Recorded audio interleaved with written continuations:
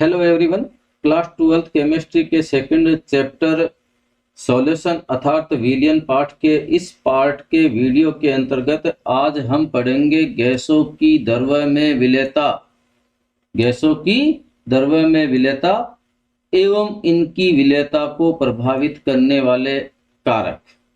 चूंकि यहाँ पर है वो हम गैसों की द्रव्य में विलेयता का अध्ययन कर रहे हैं, तो यहाँ पे जो गैस हैं, इन गैस हैं इनको द्रव्य के अंदर मिलाया जा रहा है।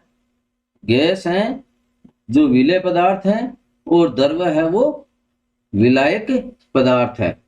तो गैसों को द्रव्य विलायक के अंदर मिलाने पर इनकी विलेयता पर क्या प्रभाव पड़ेगा, इसका भी अपन है वो अध्ययन करेंगे। गैसों की द्रव्य में विलेयता को प्रभावित करने वाले कारकों को जानने से पूर्व गैसों की विलेयता के बारे में जानना अति आवश्यक है। गैसों की द्रव्य में विलेयता है, इसको अवशोषण गुणांक के द्वारा है वो व्यक्त किया जाता है। और अवशोषण गुणांक है उसकी परिभाषा इस प्रकार से है, किसी निश्चित ताप पर एक वायुमंडलीय दाब पर विलायक के इकाई आयतन में घुली हुई गैस का सामान्य ताप दाब पर निकाले गए आयतन को अवशोषण गुणांक कहते हैं।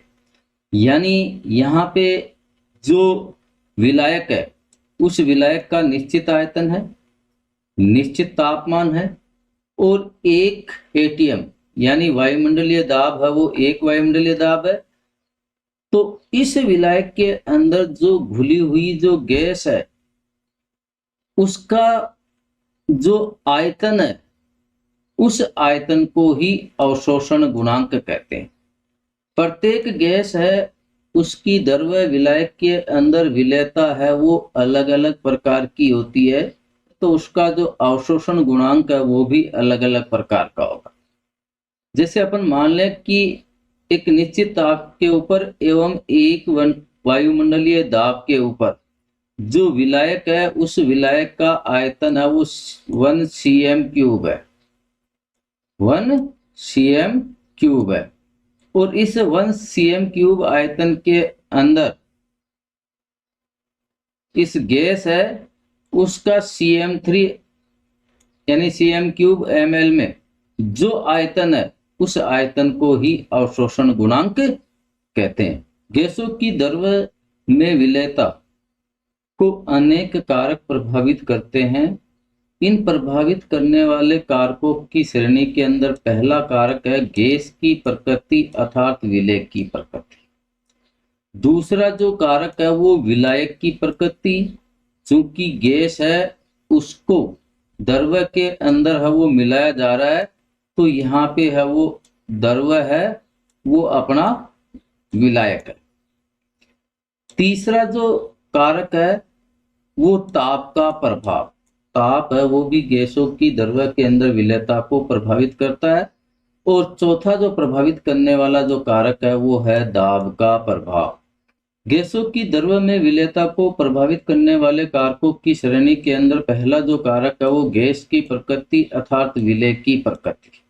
विलेय जो गैस है उस विलेय गैस की जो प्रकृति है वो भी है वो उसकी विलेयता को प्रभावित करती है।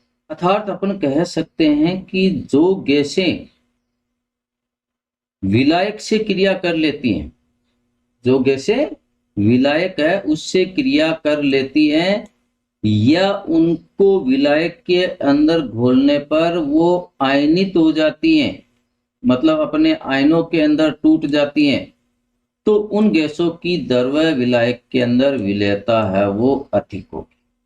यानी जो गैसें हैं उन गैसों को द्रव्य विलायक में घोलने पर अगर वो द्रव्य विलायक से क्रिया कर लेती हैं या उस विलायक के अंदर है वो अपने आयनों में आयनित हो जाती हैं, तो उन गैसों की उस द्रव्य विलायक के अंदर विलेयता है वो अधिक होगी। जैसे इसके उदाहरण देखते हैं।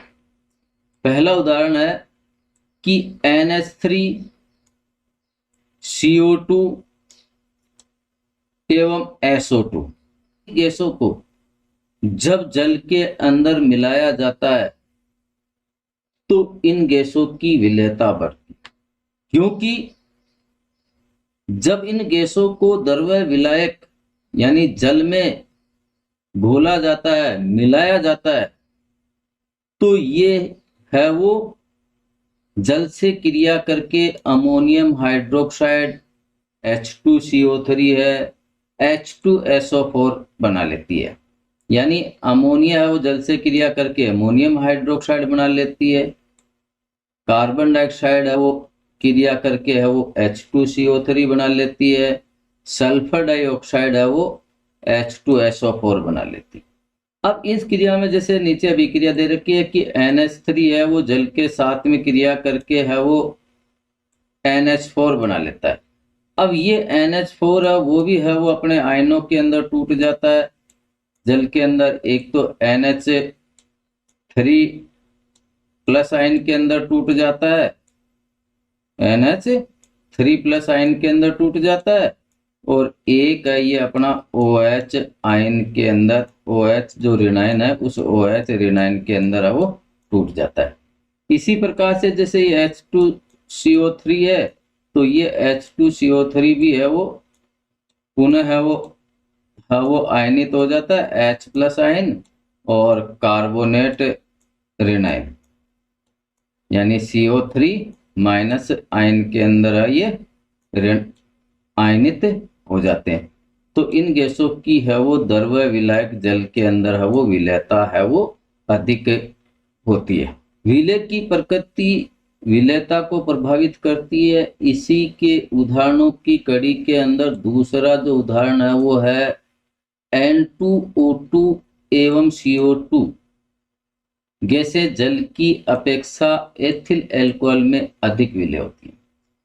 यानी नाइट्रोजन गैस है, ऑक्सीजन गैस है एवं कार्बन डाइऑक्साइड गैस है, ये जल की अपेक्षा एथिल अल्कोहल के अंदर या अल्कोहल है इसके अंदर अधिक विलेय होती है, क्योंकि ये है वो एथिल अल्कोहल में अधिक मात्रा के अंदर है वो आयनित होती है। इसके अलावा तीसरा जो उदाहरण है वो है O2 गैस रक्त में शीघ्रता से विलेय होती है। ऑक्सीजन जो गैस है वो हमारे खून के अंदर है वो शीघ्रता से है वो विलेय है, हीमोग्लोबिन के साथ में है वो जुड़ जाती है। प्रत्येक गैस है उसका उस विलायक के अंदर जो विलेयता है उसको अपन ने अवशोषण गुणांक के रूप में व्यक्त किया है।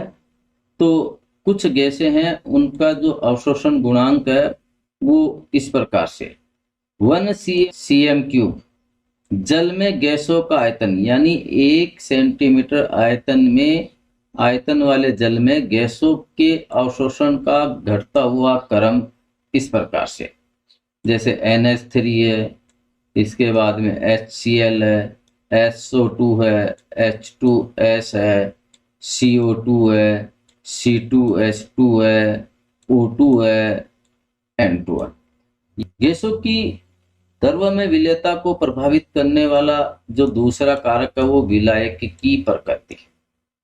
वे गैसें जिनमें ध्रुवीय अणु होते हैं ध्रुवीय विलायकों में विलय होती हैं एवं अध्रुवीय गैसें अध्रुवीय विलायकों के अंदर है वो विलय होती हैं। यानी जो ध्रुवीय गैसें होती हैं वो ध्रुवीय विलायकों के अंदर विलय होती हैं और जो अध्रुवीय जो गैसें हैं वो अध्रुवीय विलायकों में विलय होती हैं। तो अपन कह सकते हैं कि समान समान को घोलता है अर्थात लाइक डिजोल्व लाइक। जैसे इसका उदाहरण देखते हैं, HCl गैस बेंजीन द्रव्य की अपेक्षा HCl गैस बेंजीन द्रव्य की अपेक्षा जल में अधिक विलय होती है।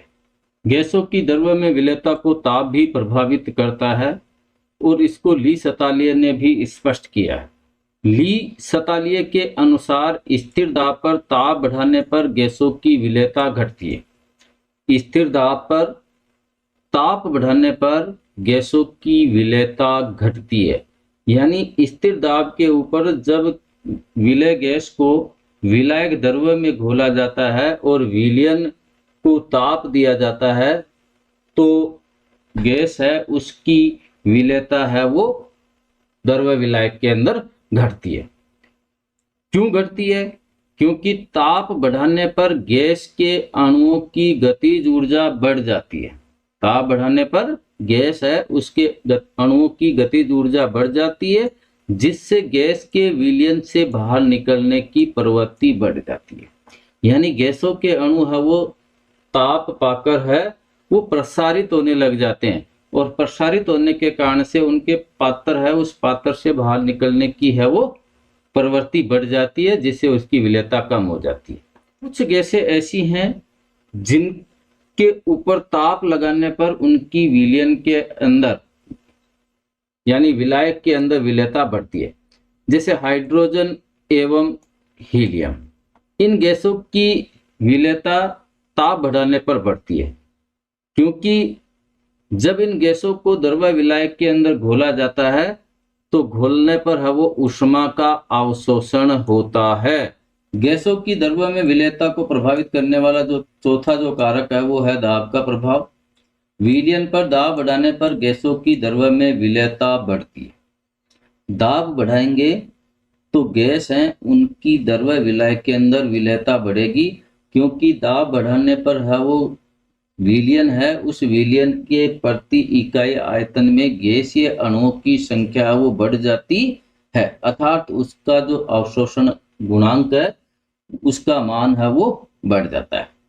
गैसों की द्रव्य में विलेयता पर जो दाब का जो प्रभाव है, उस दाब के प्रभाव को हेनरी ने अपने हेनरी नियम के द्वारा है वो अधिक स्पष्ट किया है।